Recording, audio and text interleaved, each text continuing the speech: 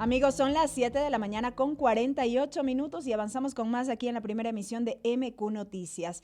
Este 24 de mayo, sábado 24 de mayo, tendrá lugar la posesión presidencial de Daniel Noboa, quien se desempeñará en funciones como presidente de la República por los próximos 4 años, esto luego de los resultados electorales del último proceso electoral que se llevó adelante en nuestro país. Si bien ha estado al frente de este mandato, digamos así, por año y medio aproximadamente, es inevitable hablar y pensar en los retos que tendrá este nuevo periodo presidencial.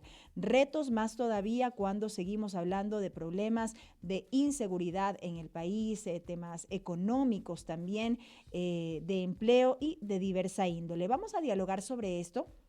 Hoy me acompaña Osvaldo Moreno, quien es analista político. Le doy la bienvenida. Él se conecta desde la ciudad de Guayaquil. Osvaldo, bienvenido. Muy buenos días.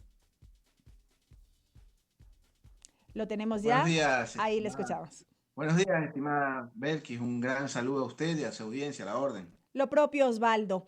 Muy rápidamente, una mirada respecto de lo que ha sido este año y medio de gobierno y qué es lo que le espera al Ecuador durante los próximos 4 años con este antecedente. Bueno, me parece que el gobierno o el presidente superó la primera prueba o la primera etapa, que en este caso sería la transición. Esa parte en la que nosotros debatíamos o nos preguntábamos si era un gobierno de transición, un gobierno para extenderse. El día de las elecciones quedó claro que, digamos, al menos en lo electoral, superó la transición y empieza una nueva etapa, empieza un proceso de lo que va a ser ya el novoísmo, digamos, si lo podemos bautizar así. Así que empieza, digamos, a pesar de que ya son casi 2 años, este viernes o este 24, no recuerdo qué día cae el 24, Sábado. empezaría ya la velocidad crucero, digamos, el primer mandato ya fuera del interinazgo o de ese encargo popular de concluir el mandato de Lazo en su momento. Un inicio de mandato que no tendrá lugar a los famosos 100 días de gobierno cuando recién se asume precisamente este encargo popular, por decirlo de alguna manera, y que enfrenta al gobierno diferentes aspectos que necesitan la urgencia del caso para empezar a tomar acciones. Yo creería que el primer paso es saber cómo queda estructurado el gabinete. Uh -huh. Eh, para mí es emergente cambios en política exterior, cambios en seguridad y en defensa y entre otros digamos, sectores. Creo que sería fundamental.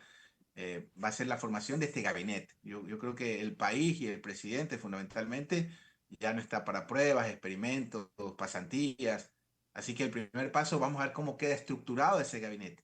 Pero más que un tema ideológico, porque para eso está de la Gasca o los cargos, digamos, de control político, perfiles técnicos, que sí los ha tenido. Por ejemplo, Luque me parece que es un tipo que, por su formación de PhD en estructuras, está en el lugar indicado. Bueno, creo que debería tener funcionarios con ese perfil para poder tener éxito ya en esta etapa que arrancaría el día viernes. Y lo otro, que es importante, la relación con la oposición. A mí me parece que el manejo de la Asamblea hasta el momento, el señor Olsen cree que está en su hacienda ganadera, pues no, bueno, quizás eso es lo que tenga en común con Novoa, ¿no? Que conciben el mundo fuera de su círculo como una hacienda, bueno, porque se han criado, han formado un esquema de hacendados, digamos, bananeros, ganaderos. Entonces, también creo que eso va a ser importante, la relación política con las otras fuerzas de oposición, que en este caso no hay vuelta que darle, porque ya Pachacuti, digamos que, bueno, no, prefiero omitir comentarios, pero ya Pachacuti me parece que no existe en el ámbito de la oposición, al menos a nivel parlamentario. Y en este caso la oposición es el correísmo, ¿no? Va a tener que existir algún tipo de relación en ese sentido, porque no puede llevar una sesión de la Asamblea sin darle la palabra al otro espacio o lo que es peor, retirándose 60 asambleístas permanentemente. Entonces son ¿Se ve algunas de en las el preguntas. horizonte que realmente pueda existir esta relación, por ejemplo, con la Revolución Ciudadana, cuando de alguna u otra manera se hacen de menos estos votos? A ver, hay un problema que no entienden los políticos, que es la diferencia entre convivencia y coexistencia, ¿no? Usted y yo estamos obligados a coexistir, no estamos obligados a convivir. Lo mismo en la política. La gente tiene que entender que tiene que haber una coexistencia democrática. O sea, Sartori decía, en su concepto de oposición, para él oposición era la fuerza o el sector de una población o de la política que tiene la capacidad de sentar en la mesa de negociaciones al poder de turno. Alguien va a tener que ocupar ese espacio. Y ojo, ya el presidente tenía entendimientos bastante cercanos, digamos, de convivencia con el correísmo. Recordemos que una de las concesiones que obtuvieron fue la famosa Comisión de Fiscalización, que es una fiscalía chiquita, que la tuvo el correísmo en su momento.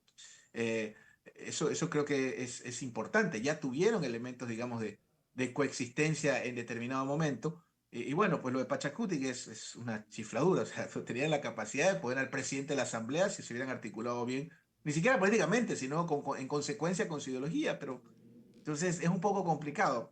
Sin embargo, lo que está claro es que la oposición es el correísmo y habrá que ver en el transcurso de los días y una vez que esté posesionado qué pasa con estas leyes o este tema de seguridad que seguramente va a ser el debate más candente en los próximos días. Osvaldo, usted decía, ya no hay tiempo, ya no es momento para las improvisaciones y demás, pero se vislumbra un norte claro de la política, no solo económica, sino también en materia de seguridad y en distintos otros frentes en este gobierno. Bueno, la palabra sería la transición terminó. ¿Ya? Ujú. O sea, vamos, ya fue. Ya pasamos el primer despegue, ahorita debemos entrar en velocidad crucero. Sí, indudablemente. Mire el caso de la seguridad, ¿no? Esta propuesta de ley o esto que plantea el presidente, que de económico para mí tiene el nombre. Y tiene el nombre, supongo yo, y aquí estoy elucubrando, me imagino que es para el tratamiento que debe la Asamblea. Al ser de urgencia económica, son otros tiempos, otros términos, otra En temporalidad que menos se maneja en el plazo, ámbito 30 días. parlamentario. Ajá. Exacto. Pero de ahí, a ver, para mí es importante analizarla. Desde mi punto de vista de económico no tiene mucho, me parece más tratar de legitimar o tratar de institucionalizar el gatillo fácil. ¿Qué es el gatillo fácil? El darle licencia para toda la fuerza pública. Y no se tratan los temas de fondo, primero. Y mire que le he leído, veo cosas positivas, me parece muy bien la guerra sin cuartel a los carros sin placas.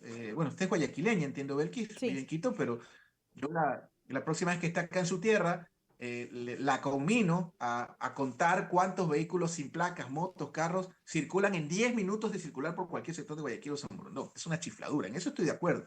Pero lo otro, por ejemplo, hablamos de lavado de activos. En Ecuador se calcula que se lava. El presidente decía 30.000 millones. Eso es una chifladura. Son casi 29 puntos del PIB. Pero los números más conservadores, menos ortodoxos, hablan de que Ecuador se lava del 7 al 10% de su economía. Es decir, de cada $10 en el Ecuador, 10 provienen de actividades del crimen organizado. Entonces, ¿hablamos de fortalecer la UAFE? No. Y la UAFE es una institución fundamental para el lavado de activos, que entiendo que tiene 80 funcionarios y tienen impresoras de la época de cuando yo estaba en el colegio, por ejemplo. ¿Hablamos de la fortalecer la UAFE? No. Hablamos de fortalecer la super de bancos y el trabajo de la super de compañías, que a mí me parece que están en buenas manos. A Cabeza me parece un buen funcionario, ¿no? Entonces, hablamos de fortalecer el trabajo en conjunto con la super de compañías, la super de bancos, que es fundamental para los activos. Tampoco, no hablamos de eso.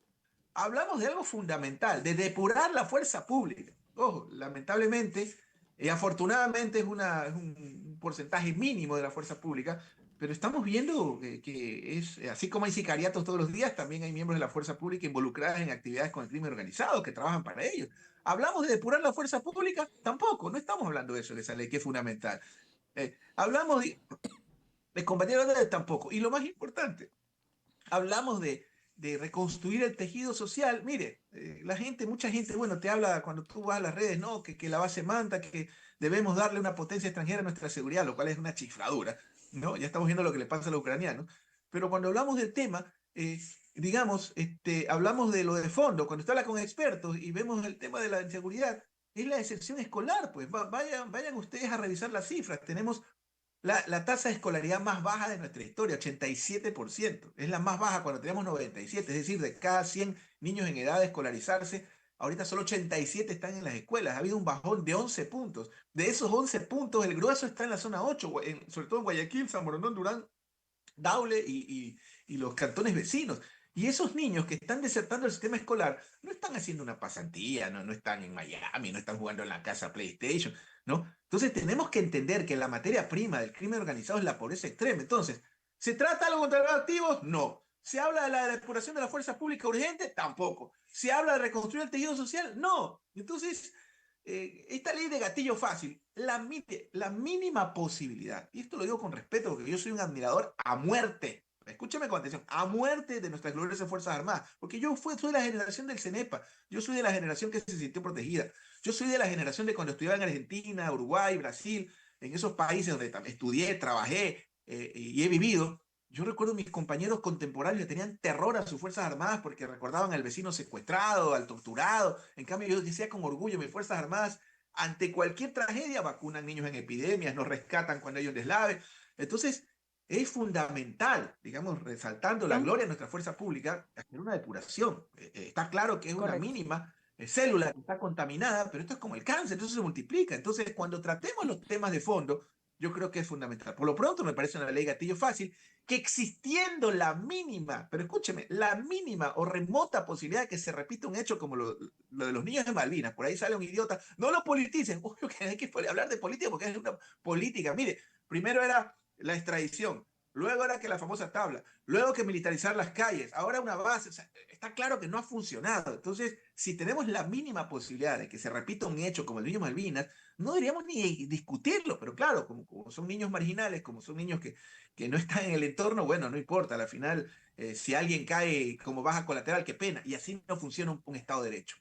Y me atrevo a decir que estas mismas observaciones que ha realizado respecto de este proyecto de ley y aquellos temas urgentes que se deben atender deben replicarse ya en macro como Estado en los diferentes aspectos que deben atenderse y que hacía referencia justamente en una de las interrogantes que planteaba. Osvaldo, gracias por estos minutos, no hay tiempo para más. Quiero agradecer por habernos acompañado esta mañana. Bueno, gracias a usted, pues ya sabes, ustedes saben cómo me pongo para que me invitan. Un gran abrazo, hasta luego. Osvaldo Moreno, analista político, acompañándonos esta mañana aquí en MQ Noticias, primera emisión.